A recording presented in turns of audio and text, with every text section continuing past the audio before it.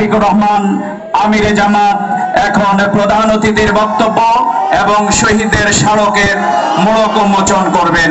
সম্মানিত আমিরে জামাত।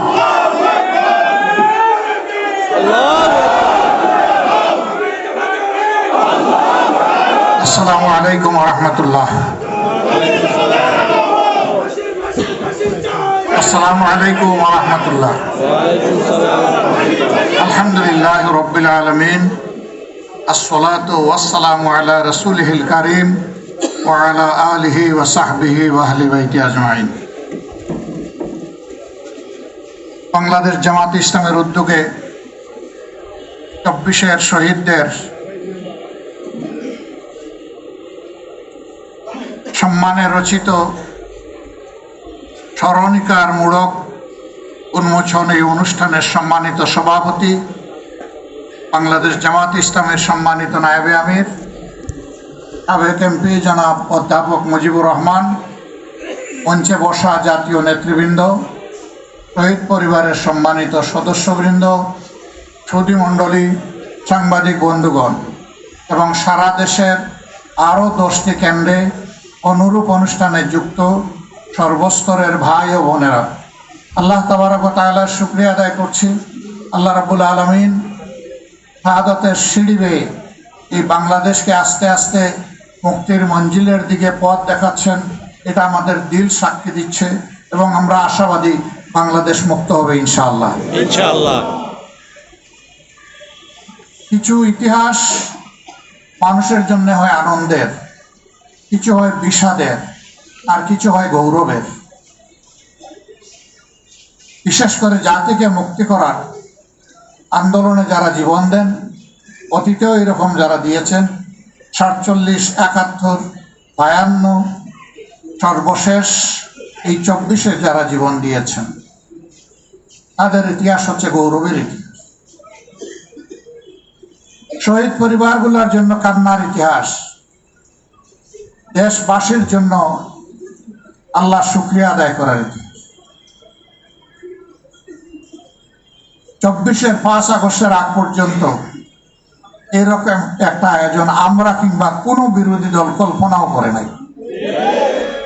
এমনকি সমাজের যারা বিশিষ্ট ব্যক্তিবর্গ, যাদেরকে মেম্বার অফ সিভিল সোসাইটি বলা হয়, তারাও সাহস করেন। ফ্যাসিবাদী সরকারের হাতে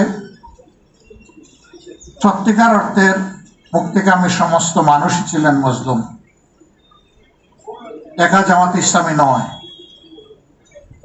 এদেশের আপামর উলামায়ে কেরাম, বিভিন্ন রাজনৈতিক দলের সম্মানিত নেতাকর্মীবৃন্দ, সমর্থকবৃন্দ, এমনকি সাধারণ জনগণ।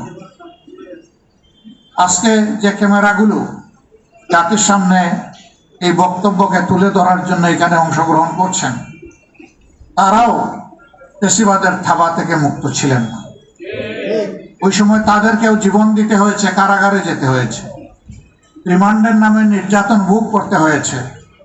বিদেশে বসে যারা বাক এবং কলম যুদ্ধ চালিয়েছিলেন দেশের বুকে, তাদের আপনজনকে হেনস্থা হতে হয়েছে, জেলে পোড়া হয়েছে। এক্ষেত্রে নারীদেরকেও ক্ষমা করা হয়নি। এদের রুচি কত নিম্ন স্তরের ছিল, এখান থেকে এটা উপলব্ধি করা যায়। সেই বন্দিদশা থেকে শ্বাসরুদ্ধকর অবস্থা থেকে যারা নিজেদের পবিত্র জীবনটা বিলিয়ে দিয়ে আমাদেরকে এমন একটি পরিবেশ করে দিল, আমি তাদের সকলের প্রতি হৃদয়ের ভিতর থেকে গভীর শ্রদ্ধা এবং আন্তরিক কৃতজ্ঞতা জ্ঞাপন করছি। মহান মাহবুদের দরবারে দোয়া করি, আল্লাহ তাআলা তাদেরকে শহীদ হিসাবে কবুল করুন। সম্মানিত ভাই ও বন্ধুগণ, দেশ আমাদের সকলের, যে কথাটা আমরা সবসময় বলে আসি, কিন্তু দেশের পাহারাদারি করার দায়িত্ব নির্বিশেষে সকল নাগরিকের। এই কাজ কিছু লোক করে, আবার কিছু লোক নাগরিকের শান্তি কেড়ে নেওয়ার জন্য অপকর্মে লিপ্ত হয়। অপকর্ম যারা করে তারা এটাকে পেশা হিসাবে বিবেচনা করে, এক সময় তারা অধিকারের মতো মনে করে, আর বাকি জনগণকে তারা তাদের প্রজা ভাবে, নিজেরা রাজা হয়ে বসে। কিন্তু গাছের গোড়ায় যখন ঝাঁকুনি দেওয়া হয় ওই ডালে ডালের রাজারা তখন উড়ে গিয়ে অন্য জায়গায় পড়ে যায়। এটা গাছের তলায় পড়ে না, বহু দূরে গিয়ে পড়ে। কিন্তু ক্ষমতায় যখন থাকে তখন তারা সদর্পে অনেক দাম্ভিকতা প্রদর্শন করে। আল্লাহ তাআলা এই সমস্ত দাম্ভিকদেরকে ছাড় দেন, কিন্তু আল্লাহ তাআলা ছেড়ে দেন না। অতীতের এইরকম স্বৈরাচার ফ্যাসিস্ট যারা ছিল তাদের নাম বিভিন্ন ধর্মগ্রন্থেও অঙ্কিত হয়ে আছে। একই পরিণতি সবার ভোগ করতে হয়েছে। কিন্তু ইতিহাসের দুর্ভাগ্যজনক শিক্ষা হচ্ছে যে ইতিহাসের করুণ পাঠ পড়ে কিন্তু ওখান থেকে শিক্ষা নেয় না। আবার যে জাতি তার বীরদেরকে, জ্ঞানীদেরকে সম্মান করতে জানে না, আল্লাহ রাব্বুল আলামিন এই জাতিকেও সম্মানিত করেন না। আমাদের জাতির ইতিহাস বিস্মৃতির ইতিহাস, বিকৃতির ইতিহাস। এই ইতিহাস অনেক সময় রচনা হয়েছে বহু পরে। ইতিহাস লিখতে গিয়ে অনেকে কাব্য রচনা করেছেন, গল্প রচনা করেছেন, যার যার মতো করে। ইতিহাসের জায়গা থেকে ইতিহাসকে সরিয়ে নিলে এটা আর ইতিহাস থাকে না। বাংলাদেশ জামাতে ইসলামী অনুভব করেছে রাষ্ট্রের উদ্যোগে করুক, এটা আমাদের দাবি, কিন্তু আমরা একটা দায়িত্বশীল দল হিসেবে আমাদেরও কিছু কর্তব্য আছে। আমরা এই আন্দোলনে শরিক ছিলাম। এই আন্দোলনের মাধ্যমে গোটা জাতি যেভাবে মুক্তি পেয়েছে, এদেশের সবচেয়ে নির্যাতিত দল ঠিক একইভাবে মুক্তি। সুতরাং এই দলের কিছু কৃতজ্ঞতা আদায় করার প্রয়োজন আছে। আমরা শহীদ পরিবারগুলোর কাছে গিয়েছি নিজেদেরকে প্রশান্তি দিতে, তাদের প্রতি সম্মান জানাতে। দোয়া করতে যাইনি, দোয়া নিতে গিয়েছি। কারণ তারা বড়ই সৌভাগ্যবান যে তাদের পরিবারের সদস্যকে জাতির জন্য, আল্লাহর জন্য তারা উপহার দিয়েছে। এই পরিবারগুলোকে আমি গভীর কৃতজ্ঞতা জানাই, অভিনন্দন জানাই। আল্লাহর দরবারে দোয়া করি আল্লাহ তাআলা তার গায়বী খাজানা থেকে প্রশান্তি দিয়ে তাদের সমস্ত হৃদয়কে পরিপূর্ণ করে দিন। আল্লাহ তাদেরকে ধৈর্য ধরার তৌফিক দান করুন। আল্লাহর কাছে দোয়া করি আজীবন যেন এই পরিবারগুলোর প্রতি আমরা কৃতজ্ঞ থাকতে পারি এবং সম্মান দেখাতে পারি। আল্লাহ সেই শক্তিটাও যেন আমাদেরকে দান করেন।